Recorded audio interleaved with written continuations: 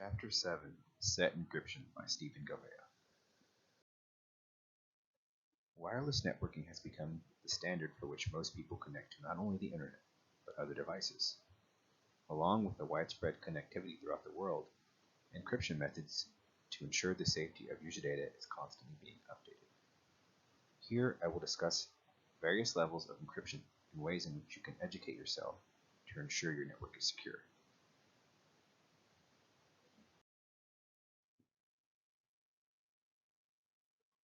When encrypting your wireless network, you will use something called a security key.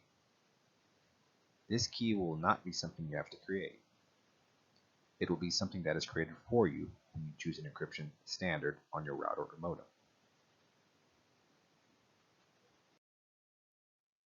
The most widely used encryption standards today fall under the 802.11 network, known as Wi-Fi Protected Access, or WPA.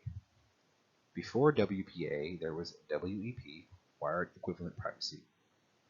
WEP using standard encryption, which means it will create a complex security key for you, but the key will never change. This flaw makes cracking a WEP security far more likely. WPA uses dynamic encryption, which means the security key is constantly changing, making it very difficult for even the most advanced hackers to crack. Since WPA was created, we now have WPA2 and WPA3, with each iteration further improving upon the last.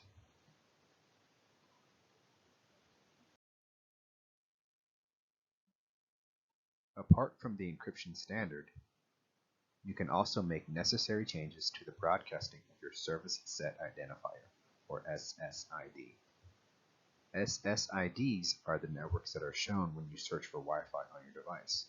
This can be hidden by choosing to disable the broadcasting of your SSID in your router or modem firmware. Although this helps from unwanted network guests, it does not serve as a replacement for WPA encryption or good network password. The frequency upon which your wireless broadcast can be changed depends on the capabilities of your router. Changing the frequency and connecting specific devices to those frequencies can help if you encounter any interference when connecting to your network. Lastly, you can change the power levels on your modem or router, which allow you to transmit further if you are out of range of your network or shorter to save power.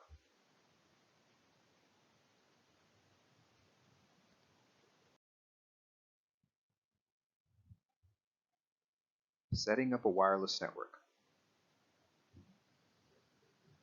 As you can see from this example, when you encounter your router's firmware, you can access it by going to a specific browser address.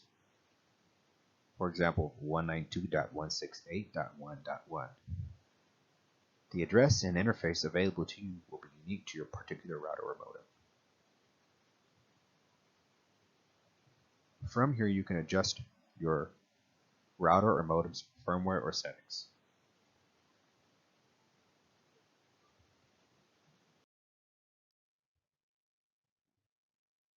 Lastly, you can change the wireless quality of service for QoS, like the Wi-Fi multimedia, which prioritizes your media content over your wireless network. WMM can be very beneficial if you stream audio or video content over your network. Wi-Fi protected setup is what generates your SSID and your security key using a random string of letters and numbers. Turning off auto disable on your WPS will prevent brute force attacks on your network. Brute force attacks are programs that hackers use to try millions of password combinations on your network in an attempt to bypass your network security.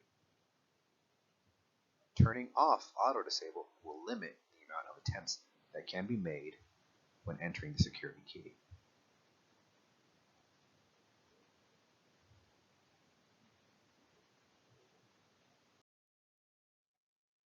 In conclusion, follow the directions in your modem or router's manual when setting up your network.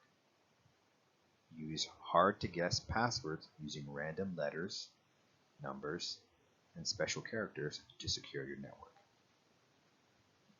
Disabling the broadcast of your SSID can be used to hide your network from being shown by default when devices search for a network, but does not serve as a replacement for WPA3 level encryption.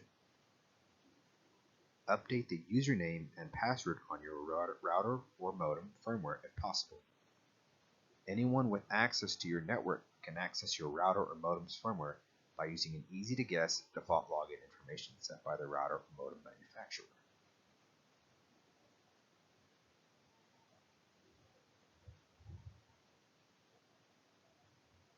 Thank you for listening to my presentation.